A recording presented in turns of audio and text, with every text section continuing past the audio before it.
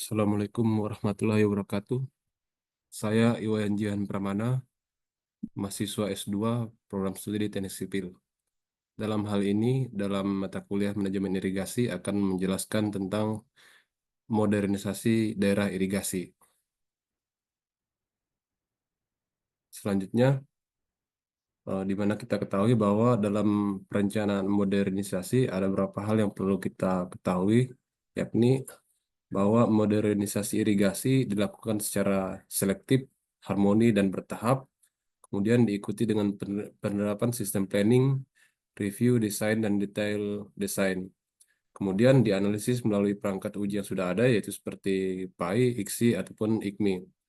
Selanjutnya melakukan revitalisasi atau rehab atau melakukan modernisasi sehingga tidak semua daerah irigasi harus dilakukan modernisasi.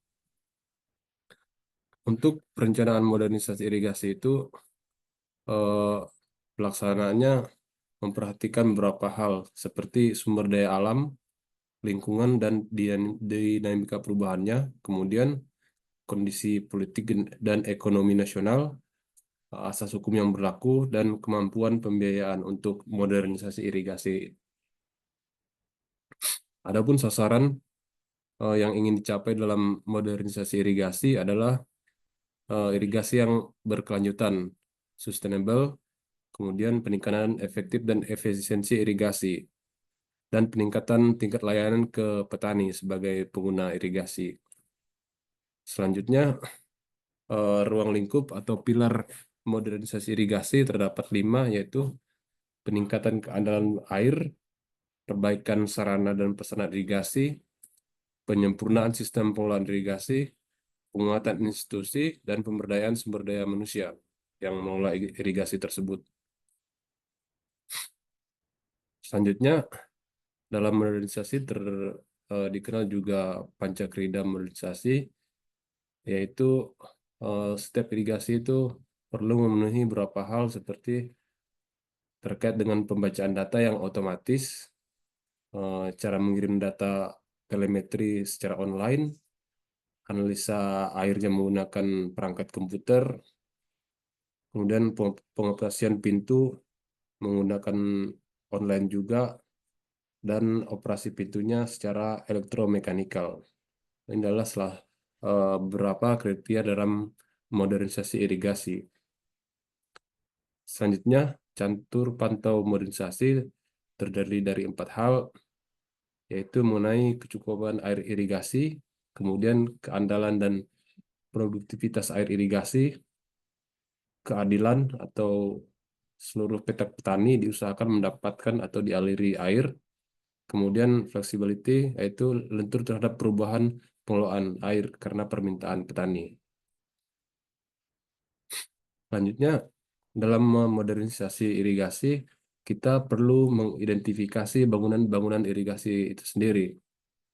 Hal ini untuk mengetahui bagaimana kondisi existing dari bangunan-bangunan seperti terkait dengan dimensinya, koordinat, material fungsi bangunan, dan fungsinya apakah berfungsi, kemudian kondisinya yaitu baik, sedang, atau dalam kondisi rusak terhadap beberapa infrastruktur irigasi.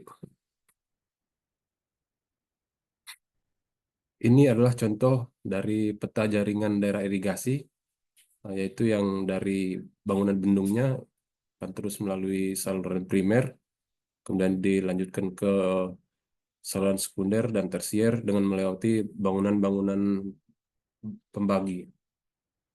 Eh, untuk skema jaringan sendiri, bagusnya dalam bentuk peta. Hal ini agar yang tergambarkan dalam jaringan irigasi merupakan hasil trackingan di lapangan, sehingga mempermudah kita untuk mengidentifikasi bangunan-bangunan irigasi. Selanjutnya, dalam modernisasi irigasi itu dikenal juga aplikasi untuk pelaksanaannya, itu yang salah satunya seperti OMIS yang versi 7. Di sini sistem saluran irigasi, kemudian data-data lain, kelembagaan seperti aturan dan pemantauan itu akan diolah dulu atau diinput dulu ke aplikasi OMIS ini. Kemudian akan dilakukan analisis oleh komputer sehingga menghasilkan laporan, grafik, dan peta JS. Nah, dari situ pengelola irigasi akan mendapatkan informasi yang lengkap dan komprehensif terkait dengan satu irigasi, sehingga diharapkan mampu menghasilkan keputusan-keputusan yang tepat untuk pelayanan irigasi. Selanjutnya, adapun tahap perencanaan untuk modernisasi irigasi, yaitu terdiri dari dokumen sistem planning, kemudian formalisasi tahapan modernisasi itu terdiri dari 45 langkah. Kemudian pembuatan DED-nya, selanjutnya penyusunan sistem planning modernisasi irigasi dimaksudkan untuk menyusun rencana kerja atau roadmap dan sistem tata air yang mengacu pada prinsip-prinsip modernisasi irigasi, sehingga tujuan dan sasaran modernisasi irigasi dapat tercapai melalui sistem planning yang telah modern, sesuai dengan hasil kajian dan kebutuhan pada daerah irigasi tersebut, yang mengacu pada langkah-langkah modernisasi.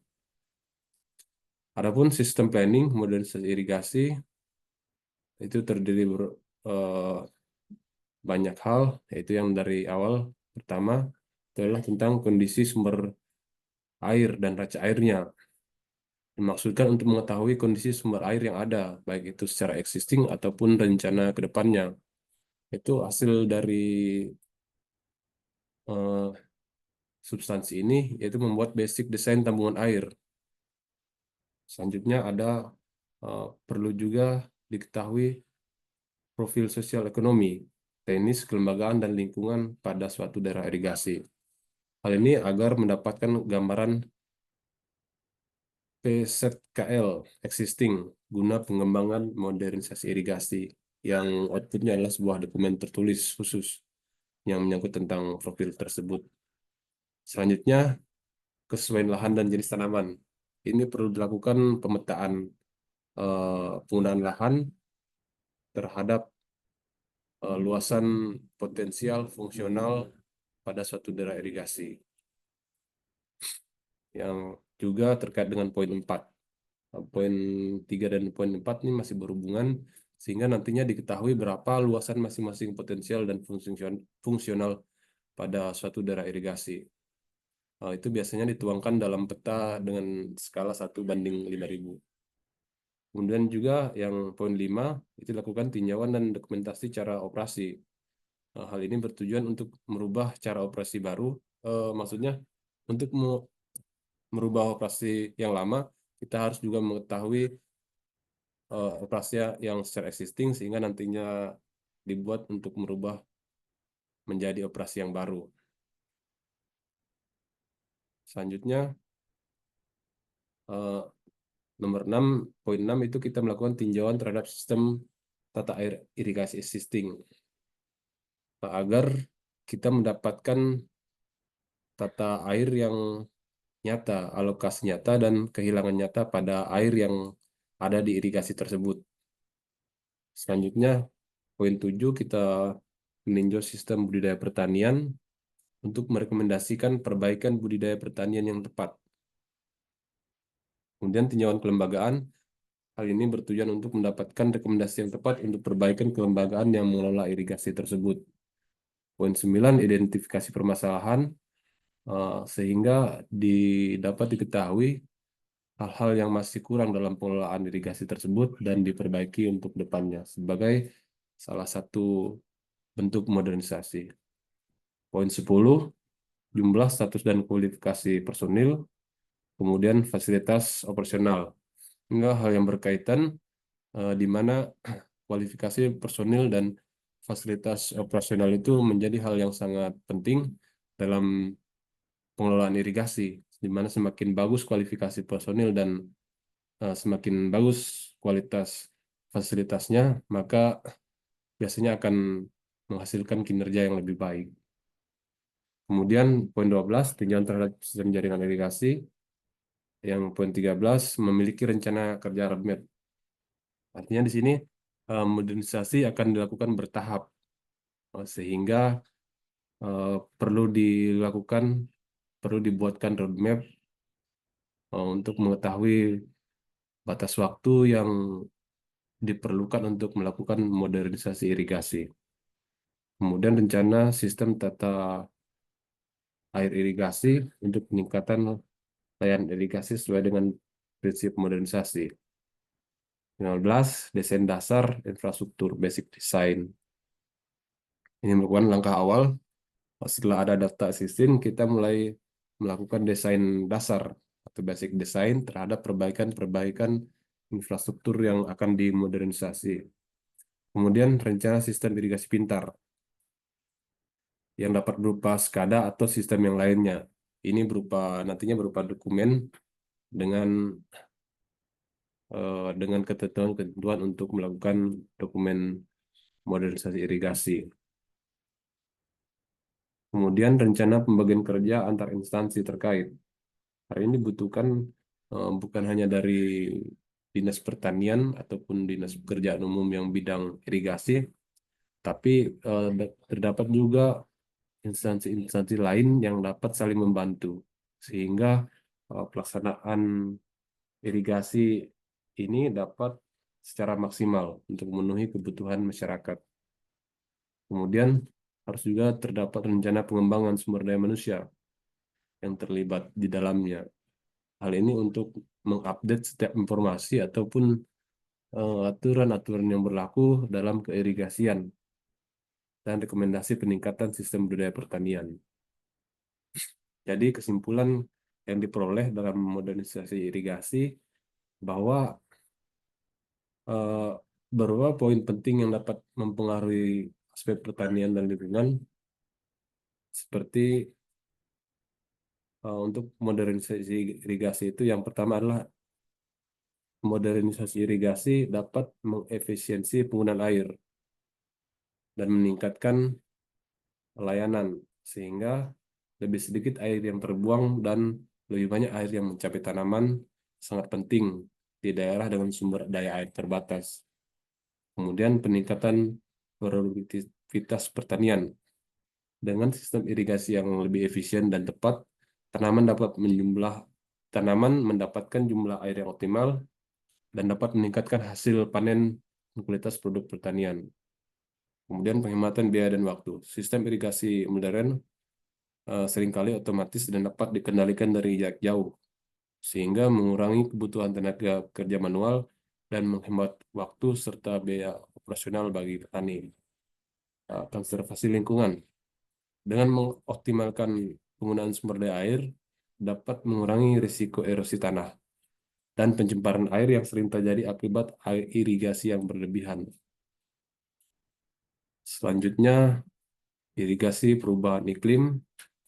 Eh, Sistem irigasi modern lebih adaptif terhadap perubahan iklim karena dapat disesuaikan dengan kondisi cuaca yang berubah-ubah, memastikan bahwa tanaman tetap mendapatkan air yang cukup.